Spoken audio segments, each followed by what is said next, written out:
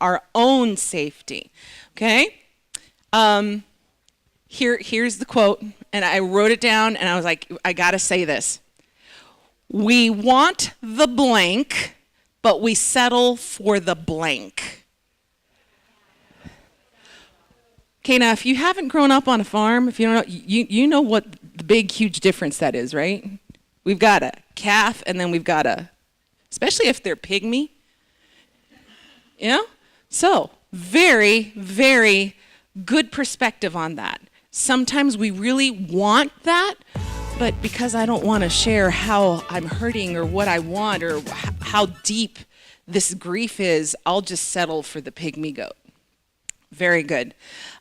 So, path to deepening our desire. All right, so welcome back to our third installment of Anger and Desire Webcast. We are so glad to have you with us again. In this session, Richie and Timmy will be diving into what is likely the most potent intersection of anger and desire, physical intimacy. The title of this next presentation is The Bermuda Triangle: Anger, Desire, and Intimacy. Right after that, we'll have our first Q&A session, so that if you have any questions you'd like to have answered, email them to angeranddirewebcast@gmail.com, or please text them to 509-993-7033. Again, 509-993-7033.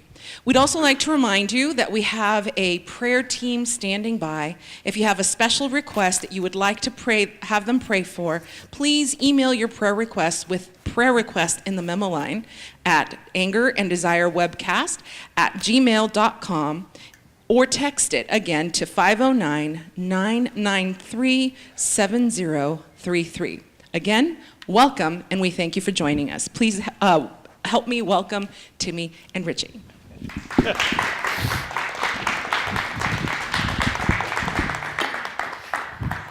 Well, thank you, lively studio audience here, and welcome back those of you who are joining us by web stream. This is an interesting world to have this, okay, and we're live, so it's kind of fun, and you're all welcome for hearing about our lunch plans here in Spokane. We had a great lunch, by the way, and it was really, really good. So we have heard from some of you out there in webcast land. Would you like to hear where people? So we have a group in Palmer, Alaska that checked in and said, hey, we got 6 of us up here watching. And we've got a group in College Place, Washington at the Village Church that are watching there. A large group in Othello, Washington. And let's see here. Oh, and the rest of them, I can't read. But so if you haven't checked in and said, hey, we're watching, you can still send a text message or an email to that number, and we'd love to hear from you. So welcome, College Place and Othello. We're just glad you're here. So you're looking at me and smiling because the notes begin with green. I see how this is going to go. Well, a few things we just want to say. So welcome back, and we just want to start off. I've always wanted to do this. I grew up listening to Focus on the Family, and every once in a while, Focus on the Family would start a program by saying, parents, if you have young children in the room with you, we just like to let you know that the topic we'll be discussing in the next hour may not be appropriate for your young children. You may want to find something else for them to do. And so I've wanted to do that forever, and so I just like to say, you know what? In this next hour, we're going to be talking about physical intimacy as an example of how our anger and desire can collide in the most intimate part of our relationship. So if you're watching here today, parents, and you have younger children that you would rather not have hear that, now might be a good time to find something else for them to do for this next presentation. So that felt so good to say that. Is it still green? It's still green, babe. Oh. Okay, so that said, I've never heard Focus on the Family say this. This webcast is not actually a marriage seminar. We were really intentional as we thought about that. We said, no, this is a relationship seminar.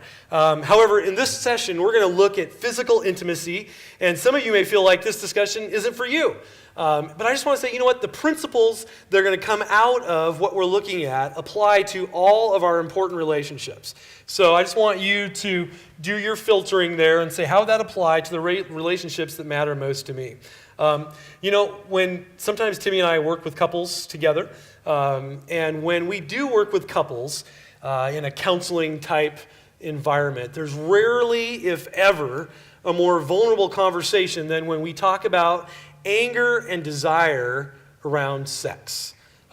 This is as raw as it gets when we talk about our relationships and where we feel the most vulnerable. So we're going to use physical intimacy as an example of how anger and desire play out in the core of our relationships. So we've created a amalgam couple, meaning that it is not a real couple and it is a real couple. So we have done, we've talked to hundreds and hundreds of couples as we've done our marriage material across the country. And we have heard some ongoing themes. And so this couple that we've made up, Jonathan and Jasmine, are not a specific couple that we are very sneakily pulling from or that we have their permission from. We have heard this same material from dozens of couples, so we've just kind of created them for your benefit so that we have a talking point. So for this particular, I want you to imagine that Jonathan and Jasmine, they're in counseling because they have some challenges around sex. And for Jonathan, it's all about sex. He wants it to be more frequent, more creative, more playful, and have we mentioned more frequent? And so then we have Jasmine, his adoring wife of, we'll say, 20 years, and she says she loves him, she's attracted to him, and she does enjoy sexual intimacy, but not as often as Jonathan would prefer. And he, as his attempts, because of course we've been talking to him around desire, he's trying to figure out how to word this in more than just context, I want more sex, and saying that he's feeling unwanted because she doesn't seem attracted to him like he's attracted to her. And she responds, she insists, yes, I very much want you, I am attracted to you. But, like I said, we've watched this more than a few times. We watch his countenance sour, his brow furrow, and then the angry, hurt story of years of perceived rejection and neglect just pour out. And he concluded his count with, I just want her to be the wife that God has called her to be and meet my needs physically. Is that so bad? And Jasmine, in this case, shakes her head in pained confusion and resignation because they are at a desire impasse. And she doesn't know how to move through it so that his desire to be wanted can be met. So do you hear the self-righteous way that Jonathan just couched his desire? Do you hear that? Is that so bad? I just want her to be the wife that God has told her she needs to be, right? You're hearing that?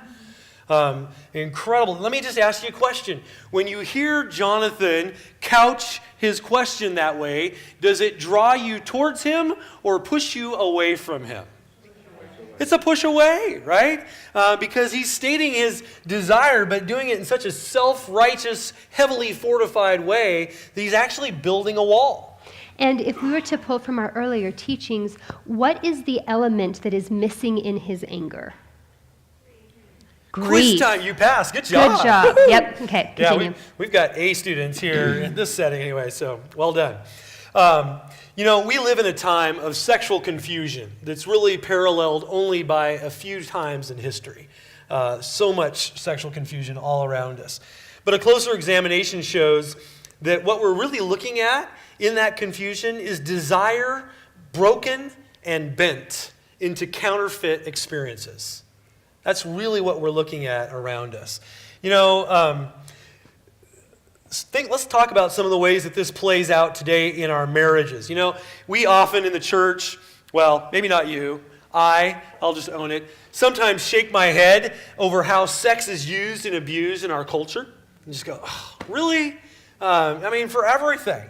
But too often, the same patterns are playing out behind closed doors in Christian homes.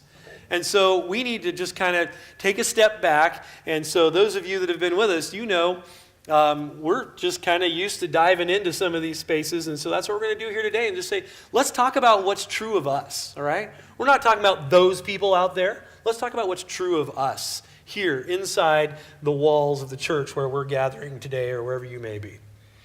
So we're going to talk now about true desire but counterfeit experience. And one of the things that we want you to consider in this is that, we know that there is twisted sexuality in the world. We all know that. But we don't often look at how there are similar themes within our own marriages that we would never put those big, bad, scary words to. Of the things that they do out there. So we are going to throw out some words that are typically used in a different context. They're all going to be familiar to you, but we're bringing them into marriage specifically now, and what it means for desire and intimacy. So that... And they may be uncomfortable. That is the purpose. Especially as we apply them to marriage or your relationships. They may be uncomfortable. It's true. So the first one, again, we're looking at true desire, counterfeit experience. And the first would be pornography. The illusion of intimacy is there with porn because here is a partner that will never say no. The computer will never tell you, I'm too tired, I have a headache tonight. Or, you did not help with the dishes, taking the trash out, or putting the kids to bed. And I am not interested in engaging with you around this right now. And so porn has a partner that will never say no. What's so unfortunate, though, is that porn leaves in its wake the wreckage of broken intimacy, betrayal, and distrust. Because porn, I think the desire there for connection is good, but it gets twisted in how it comes out. Porn can act as a gateway drug because the craving for real intimacy isn't actually satisfied. It's like you get close and there's satiation of a specific physical sensation, but no, I want to be heart to heart with someone. To quote one of my children around a picture that he saw, and we were talking about it, you can't have sex with a picture and think it's going to turn out okay. And that was from the voice of a 10-year-old at the time. And we have seen so many wives who don't trust their husbands with their bodies due to porn use. And so the husband is wanting to connect. He's wanting to have this soul-to-soul connection, but his temporary desire, or his I should say his long-term desire, but temporary way of meeting his desire, keeps him from getting what his heart truly longs for. And that is so sad in these situations because it becomes a self-perpetuating cycle where, and again, I work mostly with women, that's why I'm using specific gender terms of, in this case, the wife doesn't want to give her body. It is not specific to only men use porn and only women get hurt. I'm not in any way implying that. Most of my clients are women, so that's what I'm pulling from. But it is the wives who want to connect, but they don't feel safe any longer because they never know when their husband is going to go to a counterfeit and then come back to them. And then we get into the wives' desires of comparison and being enough and worthy, and the whole thing just becomes this horrible desire gone awry on all sides. And it's really, really hard to pull it back in and be able to heal and have no true desire. And we're going to do a true experience of something that brings together belonging and security within that relationship. And really what you've just described is, as we talked about this morning, he's settling for a goat. He's settling for a goat. Settling for a goat. Another one that's kind of gotten attention recently is what we call the hookup culture. How many of you have heard of the hookup culture, right? This is a phenomena of our age to some degree, but basically it's the idea of two complete strangers hooking up for one purpose, and that is to have free sex, and they may never see each other again. Okay? Hookup culture. So how does that look in our marriages? Because we're applying all of these to our married relationships. What we're looking at is there are too many couples who live with this experience where they settle for sexual experience for sensation's sake only, right? So what's under this approach? Well, what's underlying this approach, the hookup approach in marriage, is that at least one partner has a consuming desire. not a healthy, godly desire, but a desire to literally consume their partner for their own ends and pleasure, okay? This is not a sharing, this is not a caring and serving experience. This is simply, I have a need and I'm going to consume you to meet that need. And so when that plays out, even in the context of marriage, we are looking at hookup, a hookup connection in marriage, settling for a goat instead of a calf. Indeed. Another one we want to throw out for your consideration is in-house prostitution. Again, we think of prostitution being something that's out there. It is a trading of sex for a commodity, a resource. But how often does that infiltrate into our marriages as well? So that we are trading, I have a need, and if I give you my body, you will meet it for me. It's not about connection and intimacy. Now, do our needs get met in sex? Yeah, I sure hope so. There is purpose in that.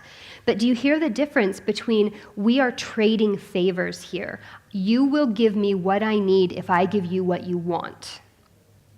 And suddenly that, again, these are kind of awkward terms to talk about in a marital sense, but I think it's really important because we debase the beauty of sexuality when we enter into a counterfeit experience to get our desires met.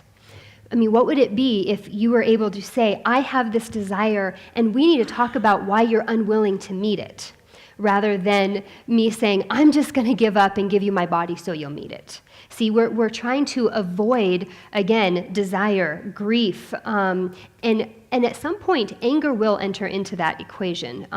Because at some point, whichever party is doing the offering is going to say, you know what, cut the crap, I'm done with this.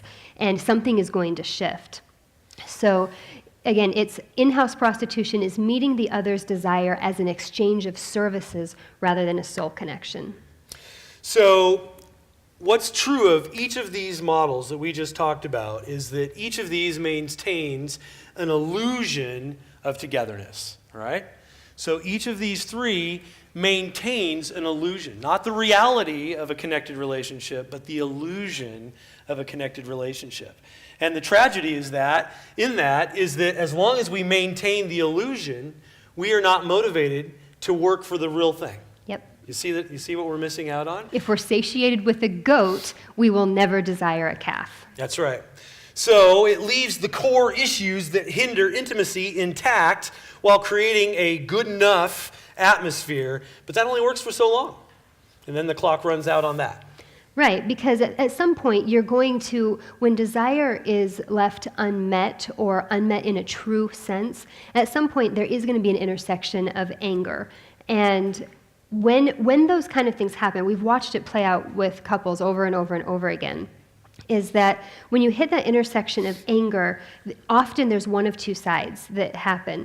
And one side is contempt and just utter disgust and disdain for the other person.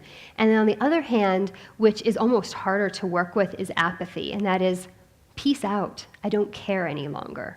I don't care what you do. I don't care what you say. You don't get to hurt me any longer. And so both are a defense against pain, whether you choose contempt or you choose apathy.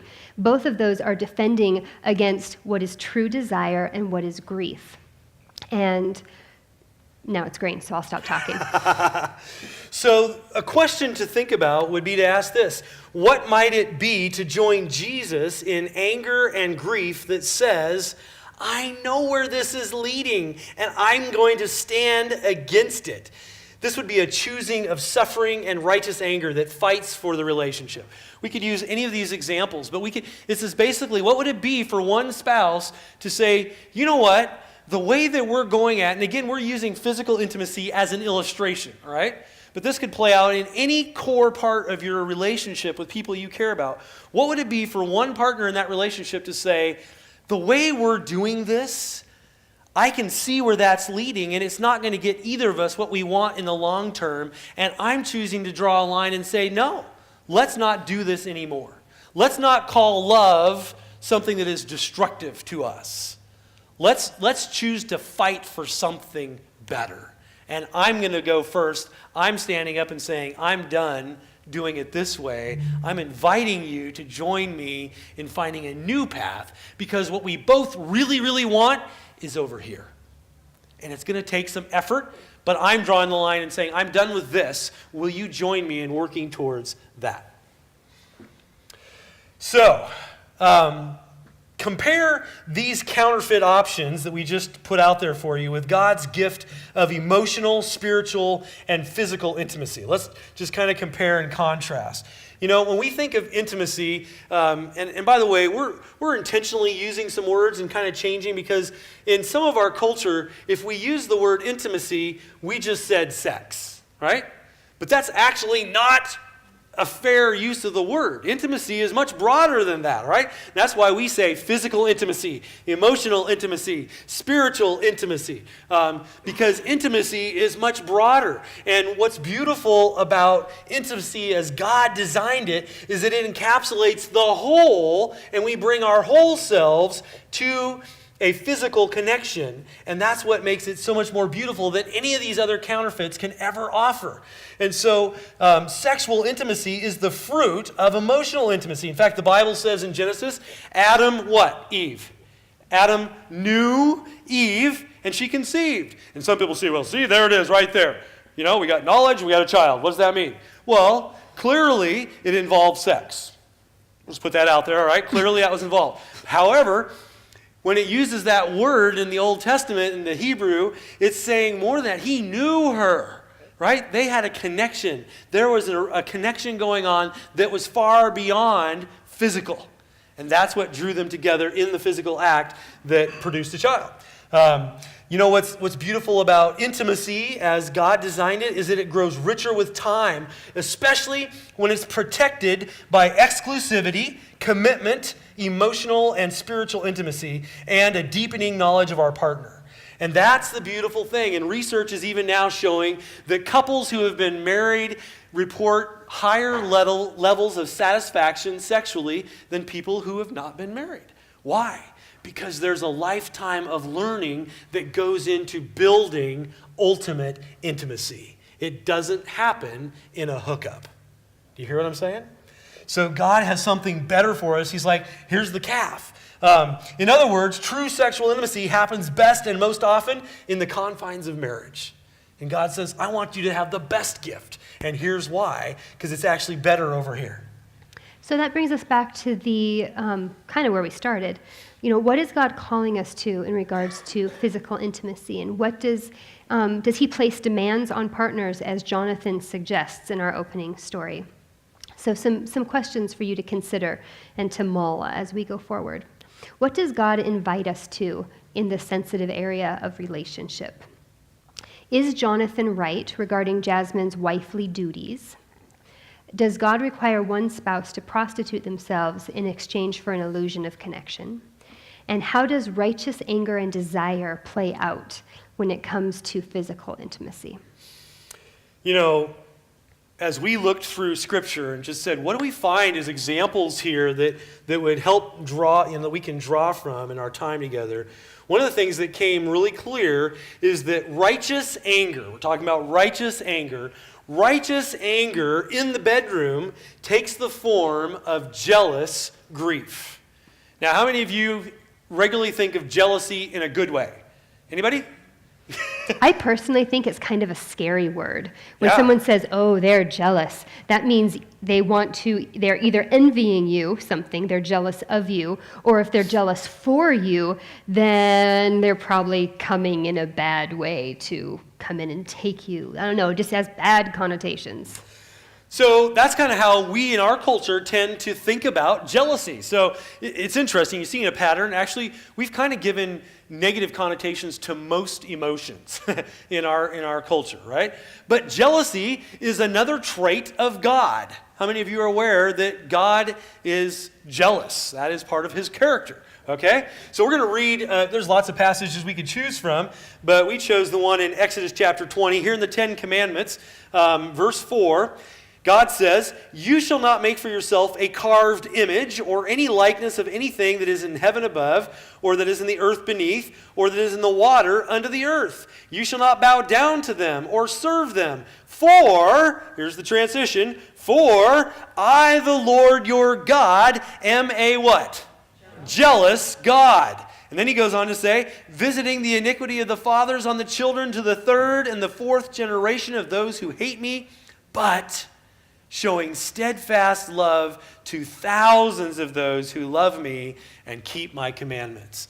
God identifies himself as a jealous being.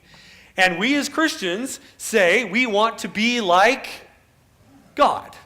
So, I want to invite you to consider what godly jealousy looks like in the context of relationship. We're talking about the bedroom, so we're using this as an example. What does holy jealousy do in the context of marriage? Well, number one, it protects the exclusivity of the marriage relationship. Did you hear that language in the commandment there? That God's saying, you know what? This is why I don't want you to have these other relationships. I'm a jealous God. My jealousy is what protects our exclusivity, the relationship between you and I. I don't want any other gods interfering and pulling you away from the best that I have to offer you. Go. I saw you move. She twitched, and I knew she had something to add. Yeah, I did, because I was moving on to the next point. Nice.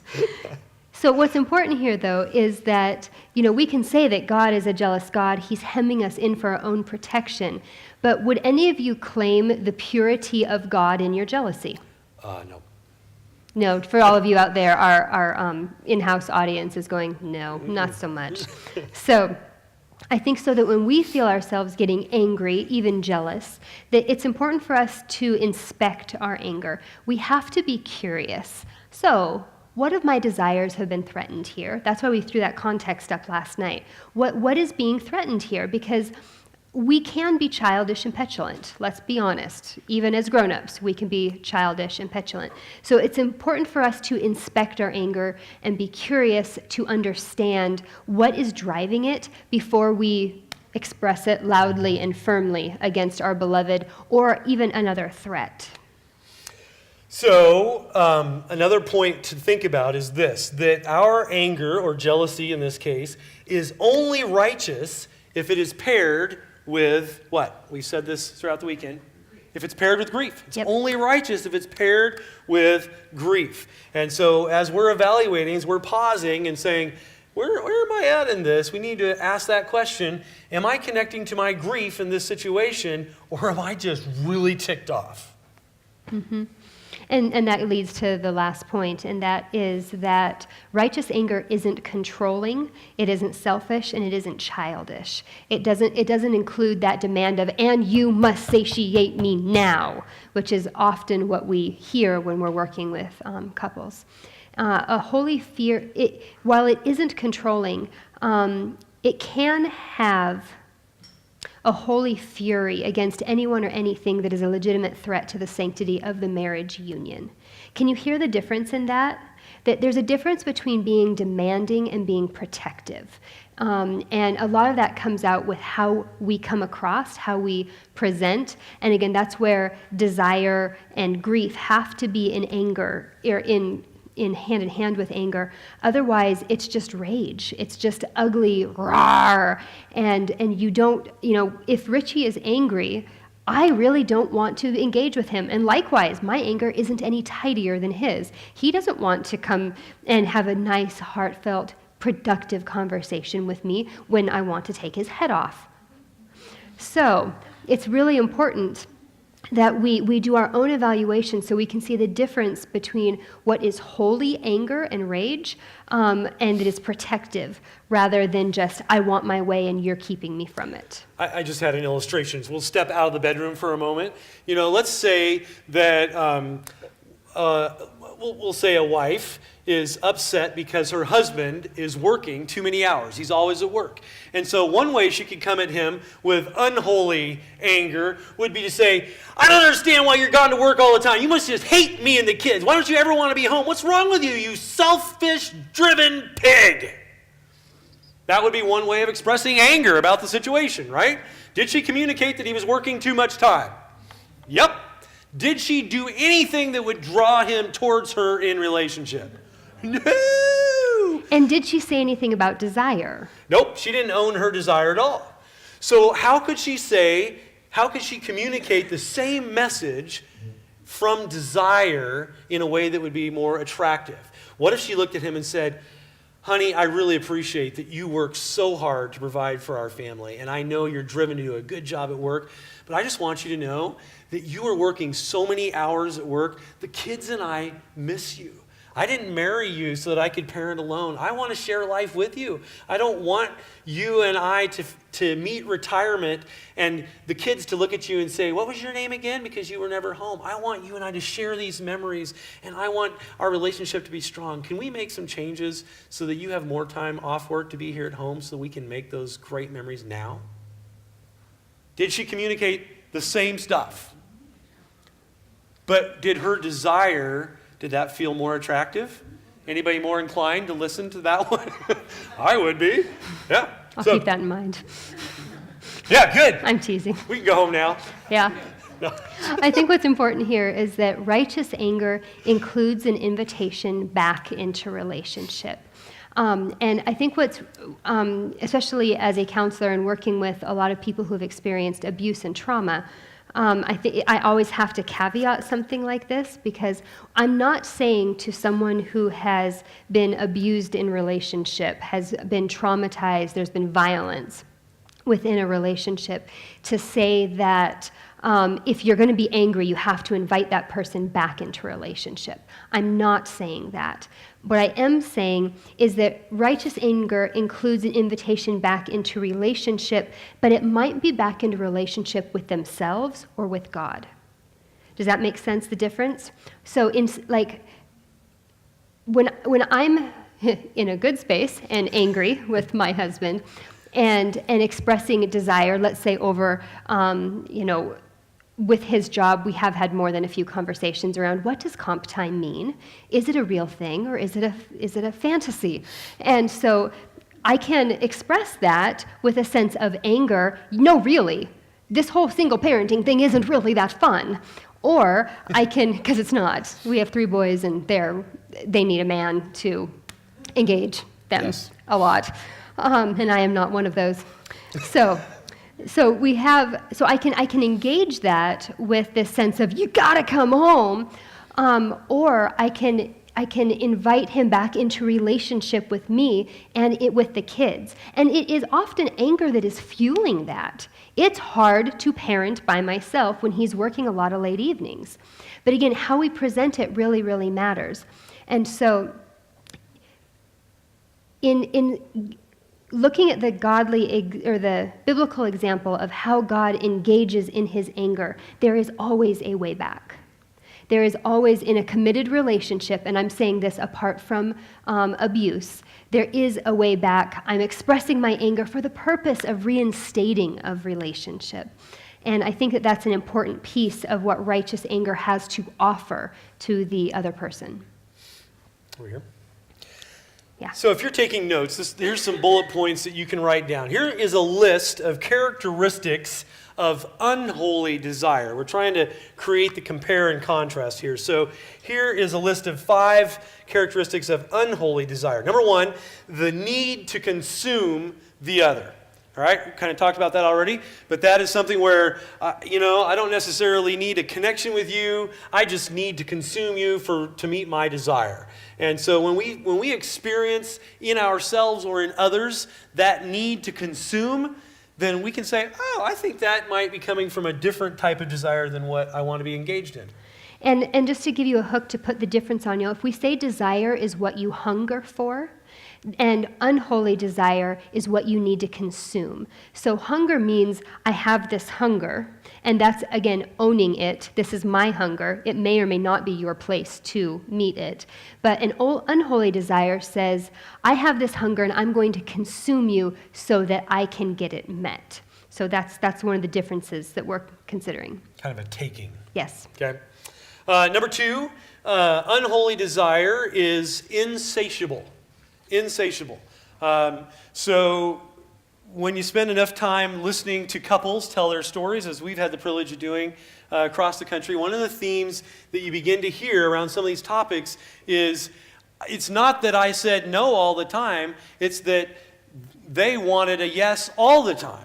And that it was insatiable. There was never enough of whatever it might be, food or sex or whatever it might be, play or money. It's insatiable.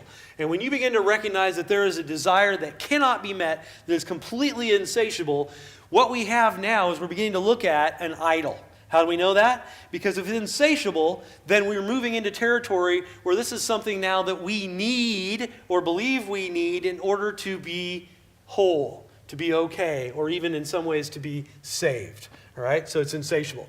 And thirdly, unholy desire uses shame or manipulation to control. If someone expresses their desire, or maybe they don't express their desire, instead of expressing desire, they will use shame and manipulation to try to move you into giving them what it is that they want. And when you begin to experience shame and manipulation coming from someone, you can go, hey, I think there's some unholy desire happening here in the way that this is coming down. Let's have a conversation about that. Yeah, and as we were talking about last night and again this morning, there is both, unholy desire seeks to demand and control. So that's the demand is, you will make this okay for me. Mm-hmm. And then the control is, forget about you, I'm going to make this okay for me. And again, both of those are a form of idolatry because it shifts the space away from godly desire moving towards anger and grief and into, I will make this okay because I don't actually trust that either God is fair or God is just. If I don't take care of this, it won't get taken care of. And so that's how, these are some filters that we can put our desire through to see if they are a more holy desire or a more unholy desire. Mm-hmm. Mm-hmm. I said that. You said all that? Okay. Yeah. So now we're going to do a bit of a shift into righteous desire. And we started last night in the story of Hosea, and we're going to land there for a few moments. And so if you have your Bible, you're welcome to turn it to Hosea chapter 2, and we're going to read chapter 14, verse 14, and then verse 19 and 20. And God has just spoken at length about how Israel has left, has been adulterous, has prostituted, has been idolatrous, has been very, very, what's a good word? Promiscuous. Good word. And yet this is part of God's response in speaking righteous desire back to the promiscuous Israel. So Hosea 2, verse 14. Therefore, behold, I will allure her and bring her into the wilderness and speak tenderly to her. And there's a lot of other good stuff, but for time's sake, we're going to scoot down to verse 19. And I will betroth you to me forever. I will betroth you to me in righteousness and in justice, in steadfast love and in mercy. I will betroth you to me in faithfulness, and you shall know the Lord. So, as our journey caught some traction, I guess, as I started working with my mentor and started really looking at what I was bringing or not into our marriage relationship, the issue of desire began to come up. You know, what are my desires as a man? And are those appropriate? And there's some sense of, is it even okay for me to desire these things? And had to wrestle through that. And what are we talking about? We're talking about all kinds of desire, but we can bring it back specifically to physical intimacy. Okay. And so my mentor, Jerry, he and I had multiple conversations, and we just kind of were talking around some of these things over a period of months and probably years. And one of the things that he began to invite me to was he began to invite me to the same thing that we're inviting you to, and that is to share my desire with Timmy.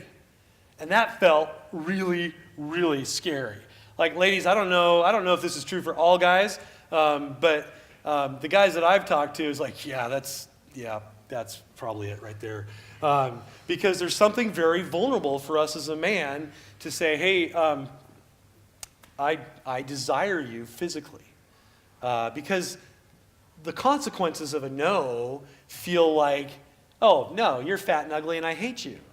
It's not what you said. You just said no, not tonight, right? But that's not what we hear. And so this is a big deal. This is scary stuff. And so Jerry started inviting me gently to consider putting my desire out there for Timmy and letting her be responsible for what she would do with it, and me choosing, get this carefully, me choosing to be okay regardless of her answer.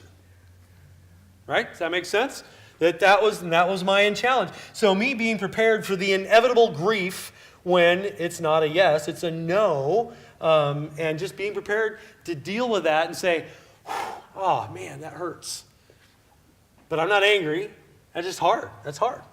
And if I'm recalling some of our conversations around this correctly, part of what Jerry was inviting you to was to give honor to your desire, to honor it because the level of someone able to meet it or not was not the gauge of it being good and honorable. Right.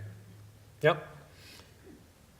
What was sweet as Richie started to explore and experiment a little bit with this idea of sharing his desire without demand, because that was something that shifted for us, I would say, from when we first got married. He would express his desire, but there was always a demand in it. So it was, here is my desire, I want to connect physically, and what was unstated was, and if this doesn't happen, I'm going to have my feelings hurt and I'm going to withdraw from you, and there might be some level of emotional punishment with the withdrawal. And so it didn't feel safe for either of us to enter into this. I mean, because it hit all of Richie's rejection buttons if I said, I can't engage that tonight. And then likewise, he would pull back, which would then hit all of my rejection buttons. And again, looking at desire, we would just go into a great big collision of desire gone awry. But what was amazing in this process is when he was able to get to the place, and I didn't even know this was possible, this is why we have older, wiser people in our lives to throw ideas out for us to consider, thank you, Jerry, is for Richie to be able to say, I have this desire, and know that it was completely okay for me to say, yes, I can meet it, or I cannot meet it tonight, it was nigh unto magic, actually, because suddenly he could say that, and if I said no, he might express grief in the moment. I really miss you. I'm really, really desiring connection with you. And suddenly it was something I could join him in. So even if I wasn't joining the physical desire, I could join him in the emotional desire. And then we could talk about it. And we actually found that we were able to have good emotional connection, which often led to good physical connection. And so by again, offering his grief instead of anger, it allowed me to move towards him in a way that before, when he just was saying, I want to have sex, didn't allow me to engage with him at any meaningful level. So that leads us to, what does righteous desire value? And that's really important. So if you're taking notes, Hosea is what we just read, and that's a very, very good text. And what does holy desire value? The first thing that we want to bring out is what Richie just illustrated so well, and that is freedom. Because it isn't holy desire if it brings a demand. This is what I want, and if you don't give it to me. Because again, it goes back to that level of idolatry of, I will not be okay if you don't do this. And I cannot save him. I'm never going to be able to save him, no matter how, even if I was the quintessential perfect wife, I will never be a savior to my husband. He has to go to Christ to that. Likewise, I have to go to Christ myself. So holy desire always values freedom, which invites someone to step into deeper relationship, to invite them to honor your desire, but it does not demand that be met. The second point we want to bring out is restoration. Holy desire values restoration. And what that means is, in the context of the bedroom, is it doesn't use sex as a Band-Aid. It doesn't say, well, this really, really awful fight happened, and we're just going to skip over the details and have sex and have this nice, good dopamine release and call it good. We're actually going to repair the things that are there that went awry so that we don't create relational debris in the room, so to speak. We're going to repair the relational wounds so that sex is an outcome of that repair rather than just a quick brush over, put it under the rug, and hope it goes away. Yeah. Righteous desire always values beauty. How many of you have ever had one of those moments when you see something in nature? It might be a sunset or a sunrise, mountain scene, and you are just left in stunned awe. How many of you have had that experience, right? I mean, I've had it in the last 2 days. Out where we live, we get these amazing sunsets this time of year, and it's just fabulous. That's what we're talking about. Righteous desire values beauty.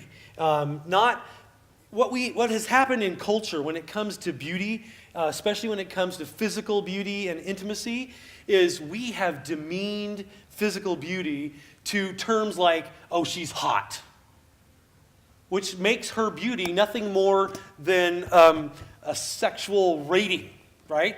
It puts it on a scale. What righteous desire values is beauty that leads us to awe. And that beauty might be physical. It might be coming together, because we're still using physical intimacy as an illustration. It might be coming together in a way that you go, wow, I am so in awe of what has happened here between us. Or I'm so in awe of you as a person. I'm just so in awe of what God's doing in your life. There's all these places where we can value beauty that has nothing to do with the hot factor. Do you hear where I'm going? In fact, I don't know that the hot factor has that much to do with righteous desire. Do we want to be beautiful? Well, I don't. But most ladies would like to know that they're beautiful, preferably not from a stranger, but from somebody they're in a relationship with. But yes, but most of the women that we talk to would say, I want to be valued for more than that, right? Because that kind of has a tendency to wear with time. And so I want to be valued for more. So beauty, creating space for awe. Righteous desire always values wholeness. What do we mean by wholeness? Righteous desire values healing and growth and wellness for ourselves and for our partners, those that we're in relationship with. It values that. What does that mean?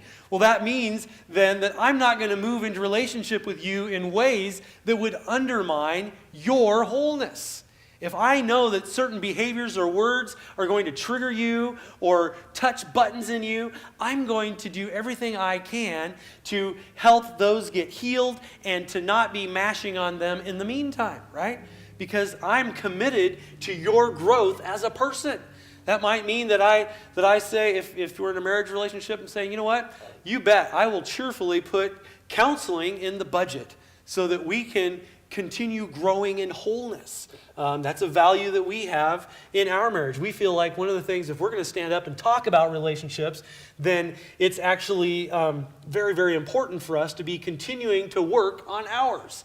So we're not stagnant. We still have in the budget. We keep working on making it better, and it just keeps getting more and more awesome. So I'm like, let's keep going. This is awesome. So it values wholeness. It does. It also values intimacy at all levels, sexual, emotional, spiritual, intellectual, and realizing that physical intimacy, sex, is really, really important, but is a piece of a larger whole when it comes to intimacy. And it really is a whole. So we want to have all parts growing in intimacy, not just sex. It also, righteous desire owns and overcomes the fear of never being met, known, or fulfilled.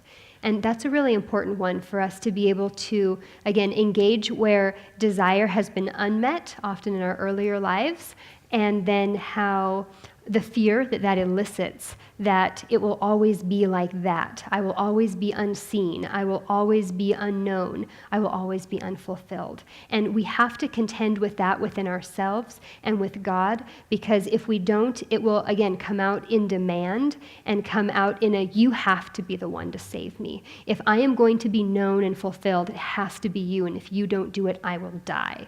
Because we do, from when we're tiny, tiny little infants, we need to be seen. We need to be, and it's that mirror neuron when we're looking at our babies and they're looking at us and we're smiling at them and they smile back. We're still all looking for that same kind of responsiveness. But when it becomes a place that I feel like he's the only one who can fulfill it, then we've now gone into idolatry, and it's very important for me to be able to own my own fear that those needs won't be met. Otherwise, they'll become a relational roadblock, because he can never fulfill that. And last but not least, we have to be willing to take risks, because this whole process, it's been interesting to talk to some of the people in our here space over lunch about saying, yeah, I'm not so sure about this part of what you're saying. Anger, desire, grief, let's just not and say we did. And so, we all come at these three different dynamics with a level of, that's dangerous, that's risky. But if we are going to honor holy desire, it will be risky, and we get to continue to communicating that it's there and it's good. And if we don't think it's good, then that's important that we do some work around that so that we can know that God made us to be deeply, deeply feeling, desiring creatures, just as that's a part of his character, to be deeply, deeply desiring in relationship with us. So, I just want to kind of do a little application here too, because we said that you could apply these principles to any relationship, right? We've been using physical intimacy as kind of our model to look at, but let's just think about this for a bit, because here's how this plays out. Whatever relationship you may have, might be with your kids, might be with a parent, coworkers, you have certain desires that you would like to be outcomes of those relationships, right? You'd like to be known. If you're at work, you'd like to be appreciated. If you have kids, you'd like to be respected and listened to and treated like you have a brain. And so we have desires in all of these relationships. But here's the deal. If we don't take the risk of communicating our actual desire, right? Classic example, happened in our family not too long ago. Some people were supposed to be coming to our home, and we couldn't leave until they arrived, right? Because we were going to go do something. And we agreed roughly to a time. Well, let's be here around this time. But we never said specifically, we need you here at this time. Well, they didn't make it there at that time. In fact, they were quite a bit late, which made us late to our appointment. And it was frustrating. The problem was, we'd actually never said, we need you here at 12 o'clock. Or whatever time, right? We never said that. So, if we don't communicate our desire, then others don't have the choice as to how they want to meet or not us in that desire. But by communicating our desire, we are taking a risk. We are. It's risky business. And we could get rejected. We could get turned down. We could get a no. But let me ask you the question. If you live life disconnected from your desire and not communicating your desire, you are erecting walls between you and the people around you. So would you rather live without the wall, knowing that you will feel pain from time to time and experience grief, but you will also experience the euphoria of real connection? Or would you rather never experience either of those two emotions and just live behind the wall with your bitterness and sense of aloneness? Those are the options. And those options are at play in every relationship, not just married relationships. They're at play all the time. And I think one of the things that I just thought of as you were speaking is that when we choose not to engage our desire, we're actually closing ourselves off to gratitude as well. Because there is nothing like a desire met to have that kind of that holy sense of awe of, wow, thank you so much. And then the other person gets to respond to your gratefulness and thankfulness and respond back with, "You are so welcome." And it becomes an echo of gratitude back and forth because we just had a holy moment. Desire was expressed, desire was met, and suddenly there's this reciprocity, and it's beautiful. And it's scary because we don't know if that's going to be the outcome. But if we choose to live in a self-protective bubble, then we really cut ourselves off to so much joy and so much beauty and so much gratitude. You know, I hope that as we wrap up our time together in this session, that you are recognizing that God's character is mirrored in all of these emotions. God experiences anger and desire and jealousy. And if we are going to experience the fullness of being in relationship with Him, He's calling us to open ourselves to all that is Him. Does that make sense? And that's the import of the words that Jesus spoke. "I have come that you might have life and have it more abundantly." That's true in our emotional and relational world as well. It's not just about physical health. It's not just about doctrinal purity. It's about all of us, that we would begin to embody all that is God, that we would see His emotions begin to live and dwell and emanate from us. And when we express our desire at the risk of pain and grief, as God has experienced Himself, then we get to also experience His incredible joy and enter into that celebration that we talked about this morning that wraps up Jesus' parable of the prodigal son, because it ends with a celebration, which, by the way, is how the gospel ends as well, with a celebration on the sea of glass. You're all invited. But it means that we enter into an experience of our own desire so that we can express the heart of God to the world around us. Let's pray, and then we're going to do a quick transition here, and we'll move into our question and answer time. Father, I want to thank you once again for placing in your word things that challenge us and cause us to really pause and think about what does this mean? What's the impact to my life, my relationships? And God, just ask that you will continue to bring these thoughts and ideas to the surface in our minds for the days and weeks to come, and teach us and lead us individually on the paths that you know we need to walk so that we can grow closer to those we love and closer to you. In Jesus' name we pray. Amen. Amen. Okay, give us just a moment, and we're going to do a quick switcheroo. If we can have a little help up front, we're going to move a few things around. So if a couple of you wanted to jump up here, we'll just slide some furniture out of the way and do this. I'm going to grab a chair. Take that chair out there in the middle.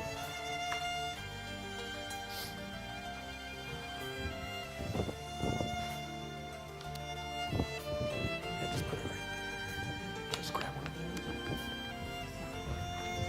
I think you can slide them.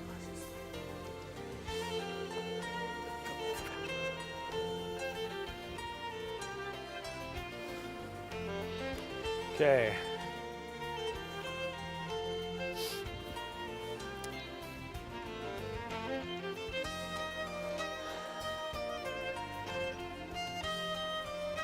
Click.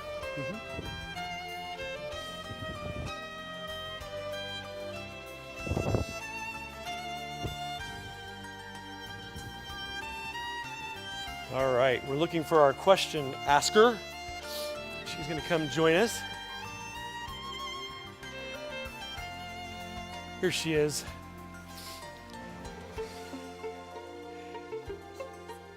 So we're hoping the camera people can see us. Are we still here, or we just drop off the radar? Yes. It is bright up here. Welcome, Cheryl. So the questions that we're going to be discussing are the questions that you have emailed and texted in. And so you've been collecting them, right? You need a microphone. Here you go. Your wish is my command. You now have a You're microphone. so wonderful. Thank you. We're a little buzzy. We're a little buzzy, but we're working on We're that. fixed. Go ahead and talk again and see if we can get you. Can you hear me clearly? There we go. That sounds Okay. great.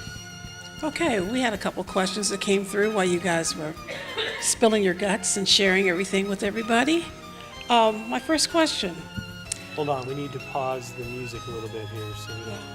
I hear violins in my head. Thank you. You have the power. The first question, how do you know when you have been in grief long enough? For some of us, it's easy to just stay there and marinate in grief forever. That's Somebody's understanding that one, yeah. The audience is chuckling That's a here. good Yes. question. Yeah, I understood this one too. that's a great question there, counselor. I'm looking for a great answer from you. Let me think for a moment, because I've never thought about this one. Here, let me give you a diving off spot. Okay. I think that question implies something that people believe about grief, and that is that grief is somehow time limited. Those who have experienced a loss, a major loss, like a loss of a child or something, understand that grief over some of these losses actually never ends this side of eternity. Does it diminish? Does it go and come? Sure. I have friends that I'm thinking of that have lost a child, and the holidays are just hard every year. That doesn't mean that they walk around with eyes downcast all the time. But I just want to put out there that grief is not something that has necessarily an end point before the return of Christ. This is something that is part of being alive in a planet that is involved in the great controversy between good and evil. I think another thing that I would add to it, thank you for the time to You're think welcome. on that one, Here to serve. is that I would completely agree with Richie that grief is not time limited. The other thing I would consider, though, is has your grief been isolating? Is it something you've been keeping to yourself? Is it something that you haven't let anyone else into? Because if you're concerned that it's marinating or you're marinating in it, it could be is because there hasn't been comfort because you haven't let anyone into that space with you. And because we'll talk a little bit about this in the next one, but often when grief is allowed to deepen, it actually, and then there's it is met with compassion and care, that it doesn't have the same sting.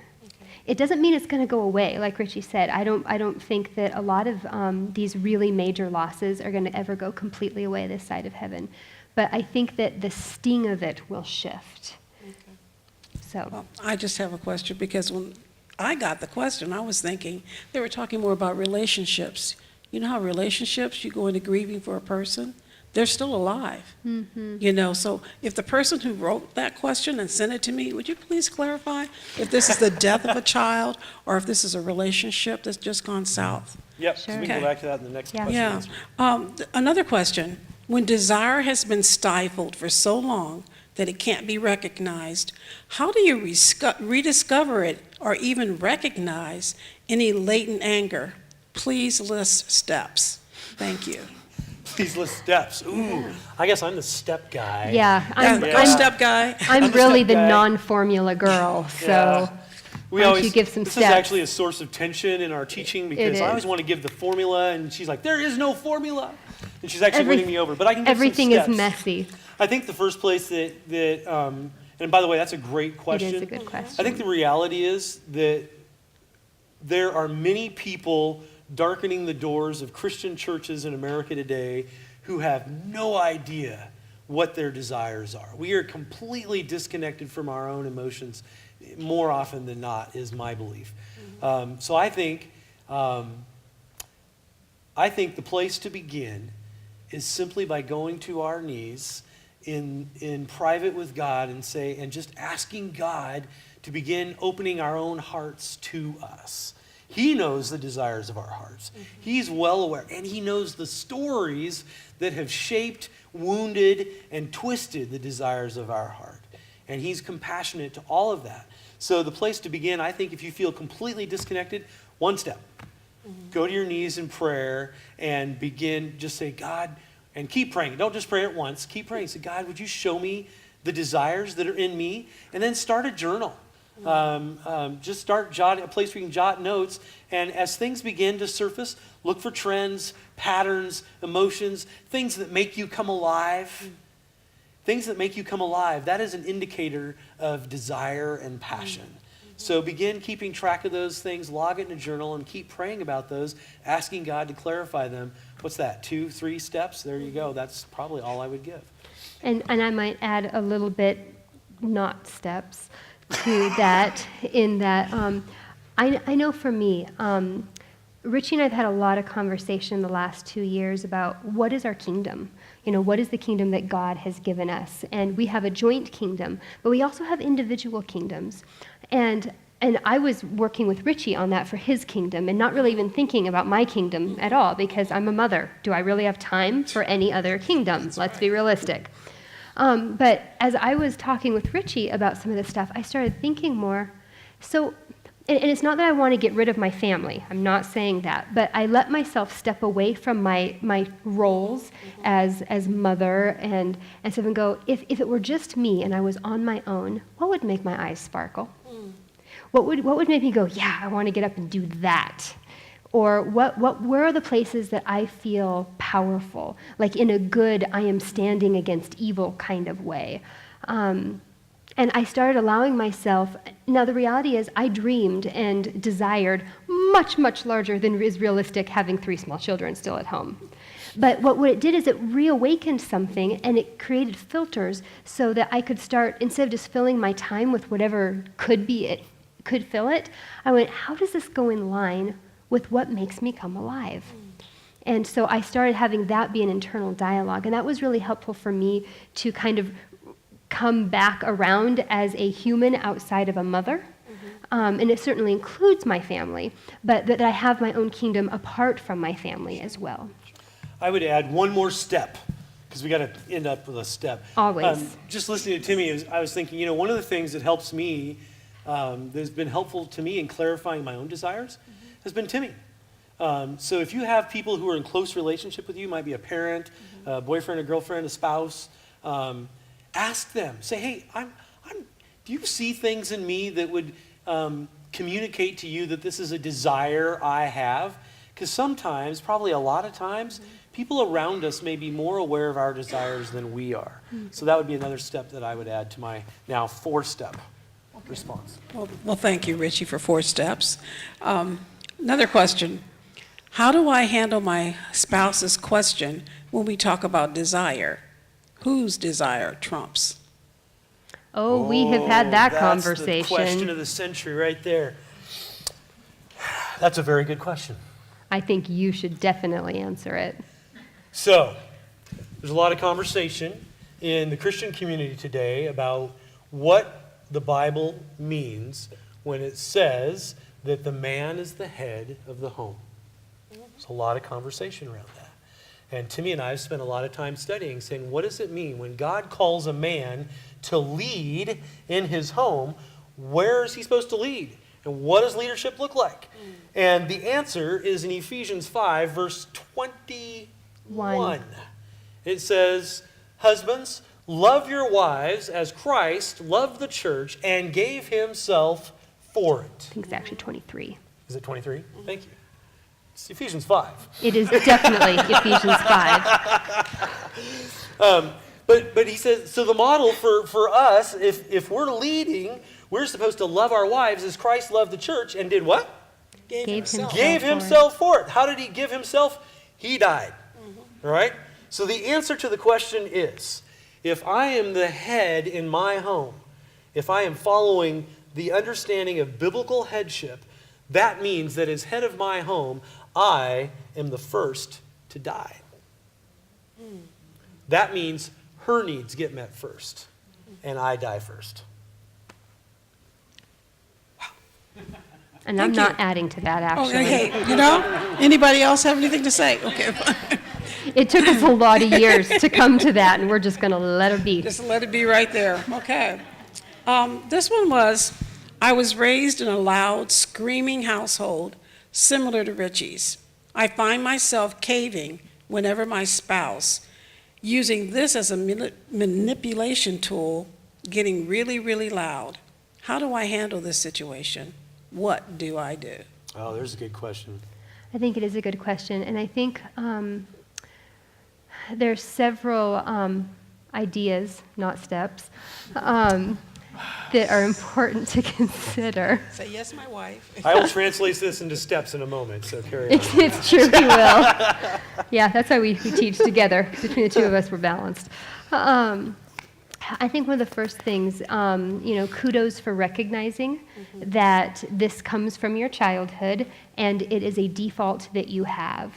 I think that it's really important to, in some ways, engage those first stories with anger and desire and grief, because it's going to be very hard when you're continuing to do what you've always done. And until you deal with your default, it's going to be challenging to change your present. So to be able to, whether that be with a counselor, a mentor, with a wise person in your life, to be able to enter some of those stories. And what was it that you lost when you buckled under the loudness? What was your safety like when you were young in that household? What could you have lost if you hadn't? And then to start to realize some of the differences between then and now. And go through a process of being able to grieve those losses and care for that small child who had been in that environment where their safety and security was at risk, to the place where if they didn't buckle, they didn't know what, perhaps what their survival would be. Because again, it makes sense as, if it's wise for children to do what they need to do to survive in their households. And then it can become maladaptive when we become adults. But we can be aware of it, but not be able to change it because it's still in our bodies, that default.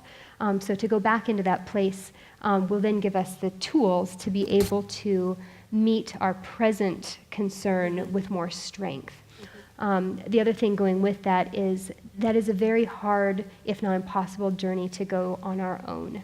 We have to have a community around us, again, whether that's friends, counselors, mentors, pastors, but we are hurt in relationship and we are healed in relationship. And so to be able to bring that into the present with a caring community is really important. So step one,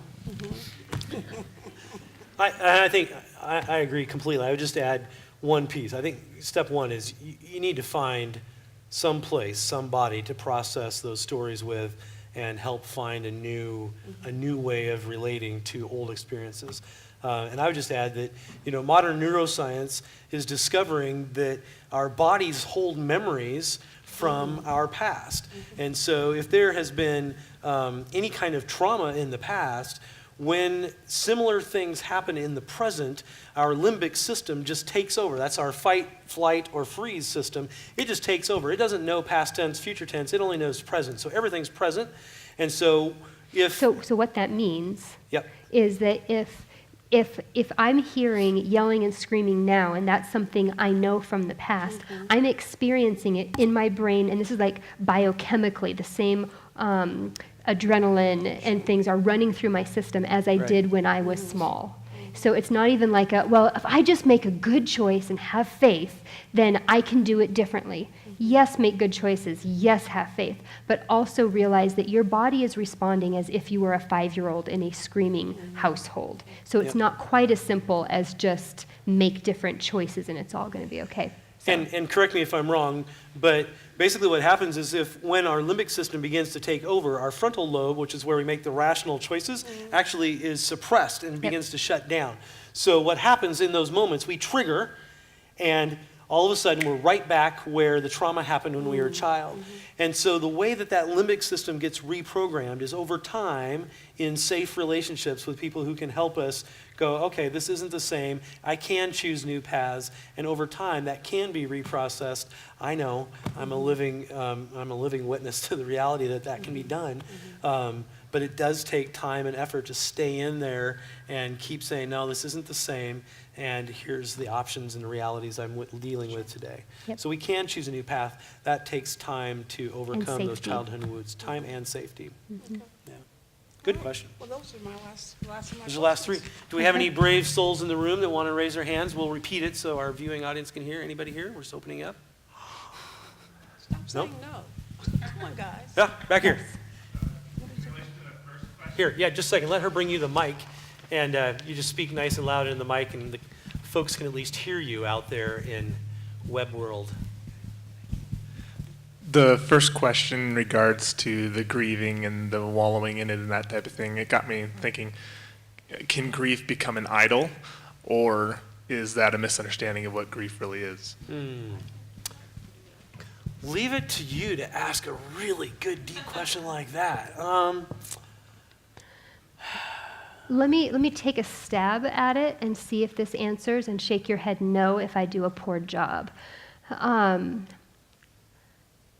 I think where grief can sometimes become problematic, I don't know if I'd use the word idol, but that we grieve and then we continue to grieve, and at some level we feel like if we stop grieving, then the loss wasn't very important. So that there's a fear that if we stop grieving, if we forgive the offense, that clearly it wasn't much of an offense if we're not still grieving it. And so I don't know if I'd call that an idol necessarily. I might if I thought about it longer. But at least at first blush, it's more of a fear of that the impact will be somehow negated if we allow ourselves to stop grieving. And I would go on that same line. I was just sitting here going, good question, by the way. I think the answer is yes. I think anything can become an idol. So grief can become an idol, and I think this may be how it would happen. Grief is a tool. But if we choose to stop seeing and experiencing grief as a tool and begin to incorporate it as our identity, and we refuse to turn loose of it, now it has become the vehicle by which we obtain some sense of salvation and okayness, and it has now moved into the realm of idol. So grief is a tool. It's a valuable tool. That's why we're encouraging people to embrace it. Absolutely. We can take all the gifts that God has given us and twist them into an idol in one way or another. And so that's, again, another value of having godly community around us, because real friends will call us and say, I think you need to rethink how this is playing out in your life right now. Can we talk about how that's working for you? Great question. Wow, that's going to have to go in the notes. That was good. All right, I think we are done with our question and answer, so we're going to let Judy come up and close out this session and tell you when we're coming back again. Which is when? Thanks for your questions. It's been fun to interact with you. We are going to take a short break now and come back for our final session, which is Make Anger and Desire Your Allies. We'll see our online friends back here at 3:30 Pacific time, and we'll see you then.